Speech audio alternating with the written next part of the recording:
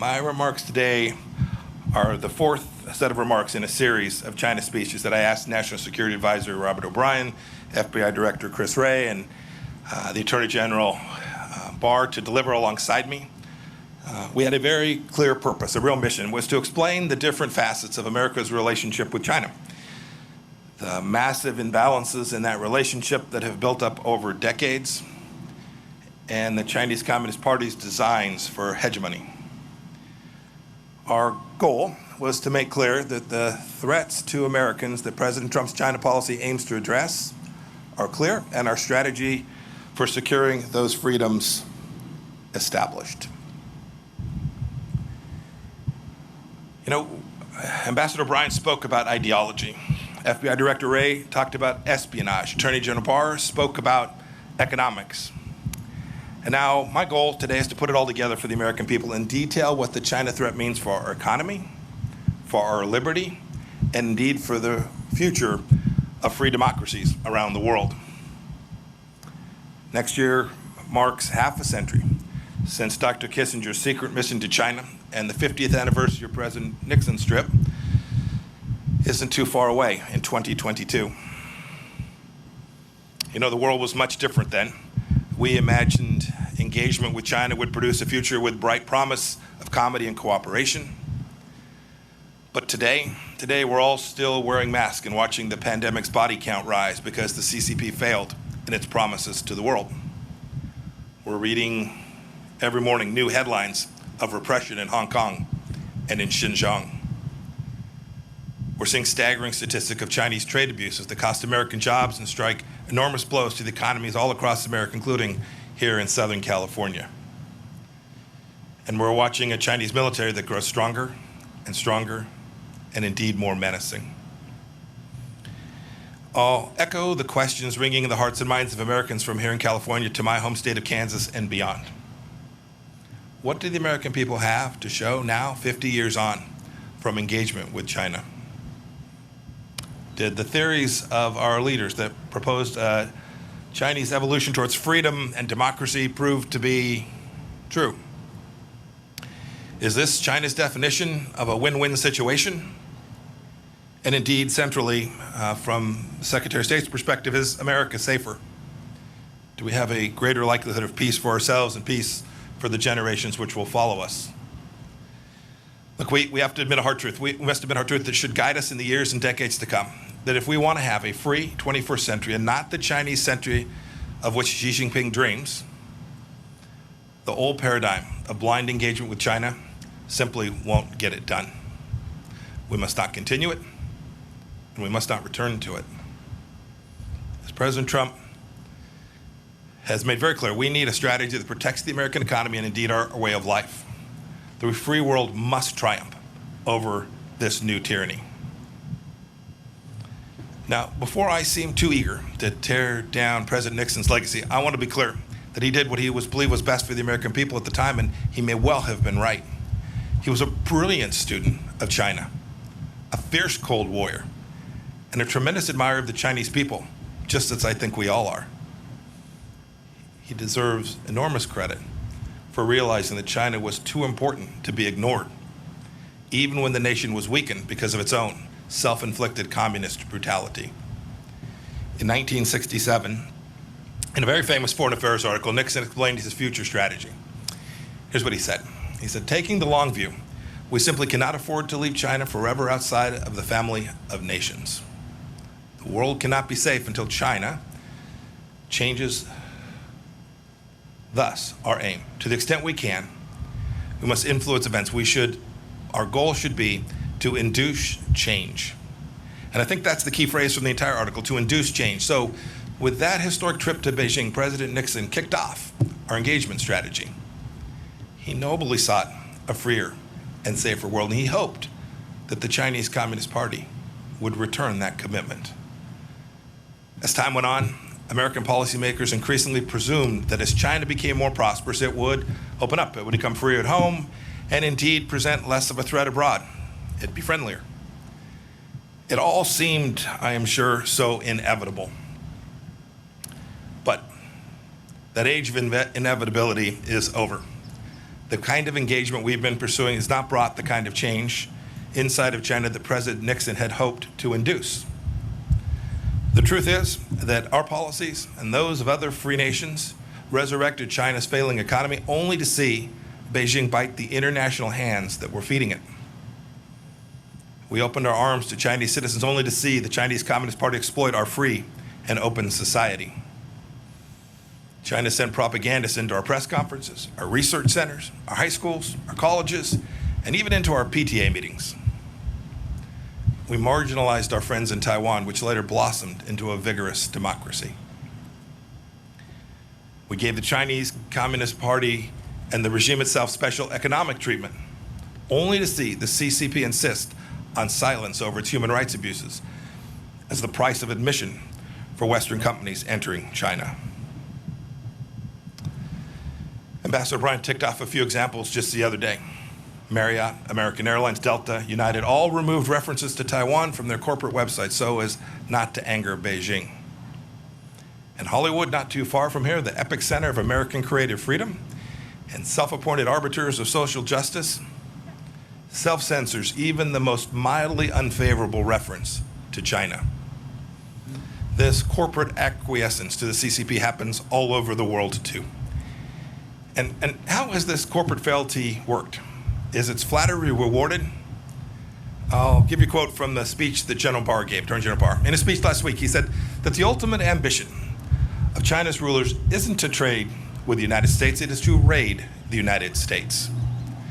China ripped off our prized intellectual property and trade secrets, causing millions of jobs all across America.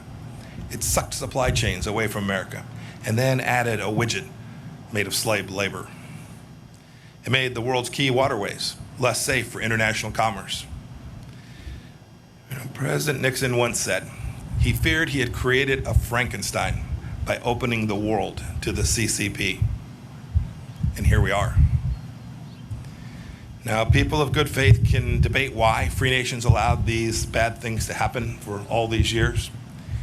Perhaps we were naive about China's virulent strain of communism, or triumphalist after our victory in the Cold War, or cravenly capitalist, or hoodwinked by Beijing's talk of a peaceful rise. Whatever the reason, today China is increasingly authoritarian at home and more aggressive in its hostility to freedom everywhere else. And President Trump has said enough. I don't think many people on either side of the aisle dispute the facts that I've laid out today. But even now, some are insisting that we preserve the model of dialogue for dialogue's sake. Now, to be clear, we'll keep on talking, but the conversations are different these days. I traveled to Honolulu now just a few weeks back to meet with Yang Jiechi. It was the same old story. Plenty of words, but literally no offer to change any of the behaviors. Yang's promises, like so many the CCP made before him, were empty. His expectations, I surmise, were that I'd cave to their demands, because frankly, this is what too many prior administrations have done. I didn't, and President Trump will not either. As Ambassador O'Brien explained so well, we have to keep in mind that the CCP regime is a Marxist-Leninist regime. General Secretary Xi Jinping is a true believer in a bankrupt totalitarian ideology. It's this ideology that informs his decades-long desire for global hegemony of Chinese communism. America can no longer ignore the fundamental political and ideological differences between our countries, just as the CCP has never ignored them.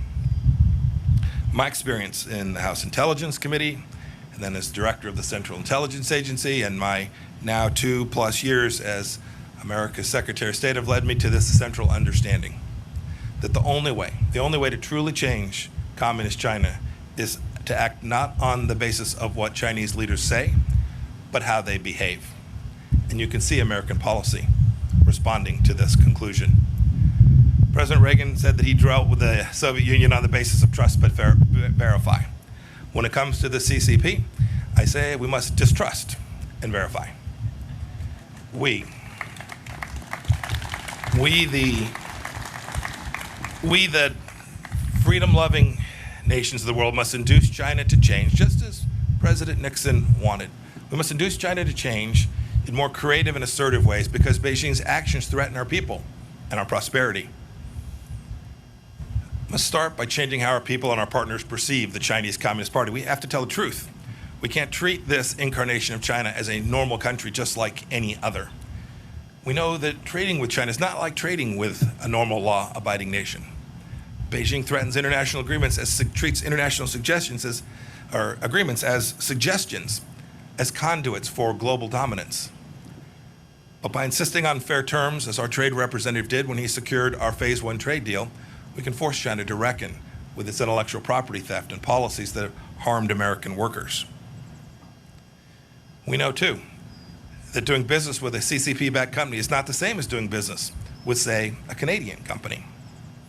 They don't answer to independent boards, and many of them are state-sponsored and so have no need to pursue profits. A good example is Huawei. We stopped pretending Huawei is an innocent telecommunications company just showing up to make sure you can talk to your friends. We've called it what it is, a true national security threat, and we've taken action accordingly. We know, too, that if our companies invest in China, they may wittingly or unwittingly support the Communist Party's gross human rights violations. Our Departments of Treasury and Commerce have thus sanctioned blacklisted Chinese leaders and entities that are harming and abusing the most basic rights for people all across the world. Several agencies have worked together on a business advisor to make certain that our CEOs are informed of how their supply chains are behaving inside of China. We know too that not all Chinese students and employees are just normal students and workers that are coming here to make a little bit of money and to garner themselves some knowledge. Too many of them come here to steal our intellectual property and to take this back to their country. The Department of Justice and other agencies have vigorously pursued punishment for these crimes. We know that the People's Liberation Army is not a normal army too. Its purpose is to uphold the absolute rule of the Chinese Communist Party elites and expand a Chinese empire, not to protect the Chinese people. And so our Department of Defense has ramped up its efforts, freedom of navigation operations out throughout the East and South China Seas and in the Taiwan Strait as well. And we've created a space force to help deter China from aggression on that final frontier. And so too, frankly, we've built out a new set of policies at the State Department dealing with China, pushing President Trump's goals for fairness and reciprocity to rewrite the imbalances that have grown over decades. Just this week, we announced the closure of the Chinese consulate in Houston because it was a hub of spying and intellectual property theft. We reversed 2 weeks ago 8 years of cheek turning with respect to international law in the South China Sea. We've called on China to conform its nuclear capabilities to the strategic realities of our time. And the State Department at every level, all across the world, has engaged with our Chinese counterparts simply to demand fairness and reciprocity. But our approach can't just be about getting tough. That's unlikely to achieve the outcome that we desire. We must also engage and empower the Chinese people, a dynamic, freedom-loving people who are completely distinct from the Chinese Communist Party. That begins with in-person diplomacy. I've met Chinese men and women of great talent and diligence wherever I go. I've met with Uyghurs and ethnic Kazakhs who have escaped Xinjiang's concentration camps. I've talked with Hong Kong's democracy leaders, from Cardinal Zen to Jimmy Lai. 2 days ago in London, I met with Hong Kong freedom fighter Nathan Law. And last month, in my office, I heard the stories of Tiananmen Square survivors. One of them's here today. Wang Dan was a key student who has never stopped fighting for freedom for the Chinese people. Mr. Wang, will you please stand so that we may recognize you?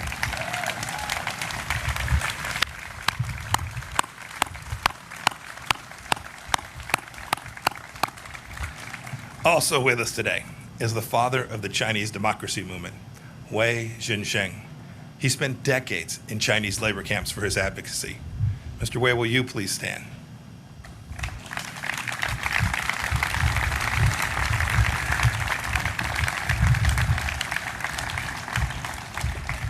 You know, I grew up and served my time in the Army during the Cold War, and if there's one thing I learned, communists almost always lie.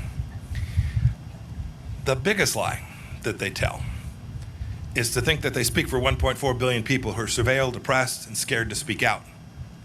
Quite the contrary, the CCP fears the Chinese people's honest opinions more than any foe.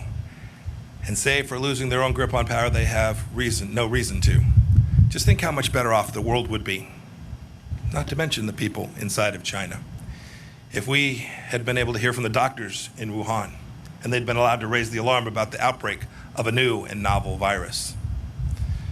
For too many decades, our leaders have ignored, downplayed the words of brave Chinese dissidents and warned us about the nature of the regime we're facing, and we can't ignore it any longer. They know as well as anyone that we can never go back to the status quo. But changing the CCP's behavior cannot be the mission of the Chinese people, and free nations have to work to defend freedom. It's the furthest thing from easy. But I have faith we can do it. I have faith because we've done it before. We know how this goes. I have faith because the CCP is repeating some of the same mistakes that the Soviet Union made. Alienating potential allies, breaking trust at home and abroad, rejecting property rights and predictable rule of law. I have faith. I have faith because of the awakening I see among other nations that know we can't go back to the past in the same way that we do here in America. I've heard this from Brussels to Sydney to Hanoi. And most of all, I have faith we can defend freedom because of the sweet appeal of freedom itself. Look at the Hong Kongers clamoring to emigrate abroad as the CCP tightens its grip on that proud city. They wave American flags. It's true. There are differences. Unlike the Soviet Union, China is deeply integrated into the global economy. But Beijing is more dependent on us than we are on them.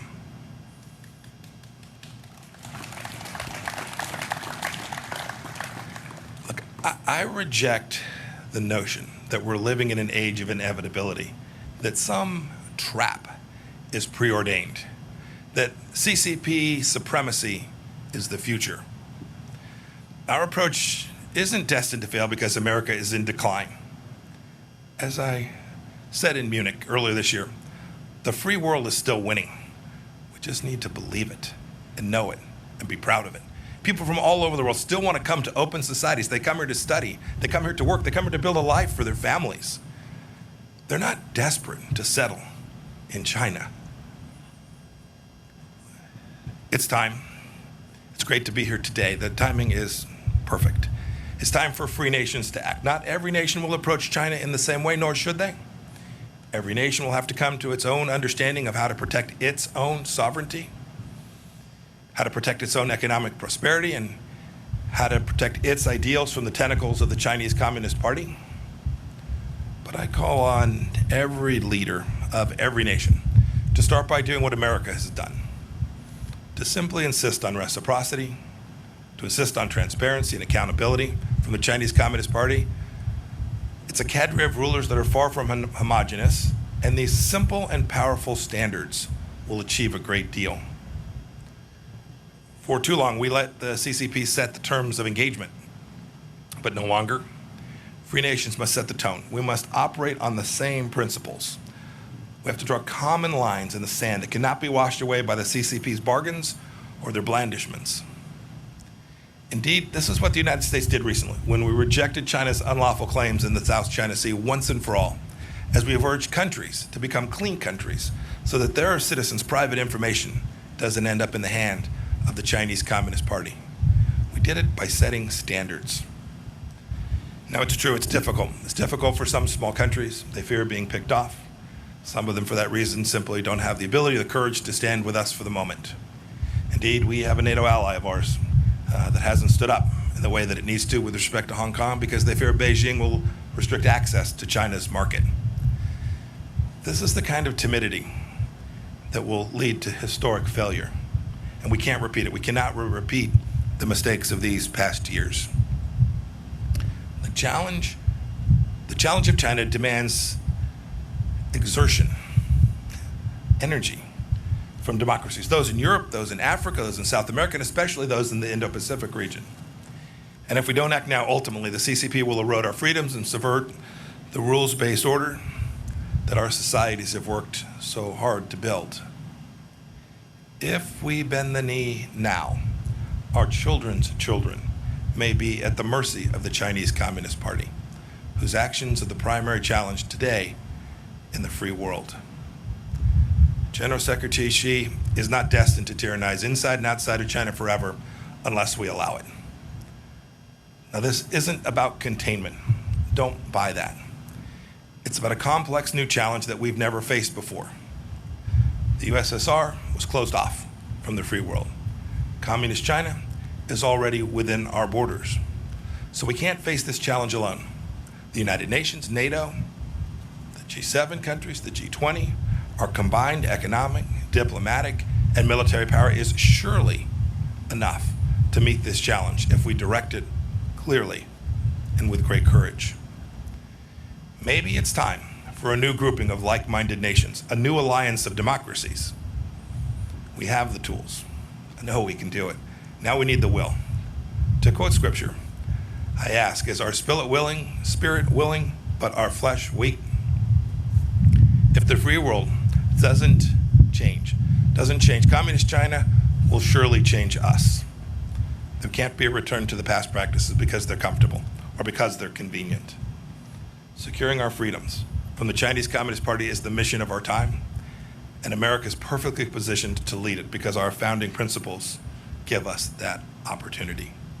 As I explained in Philadelphia last week, staring at Independence Hall, our nation was founded on the premise that all human beings possess certain rights that are unalienable, and it's our government's job to secure those rights.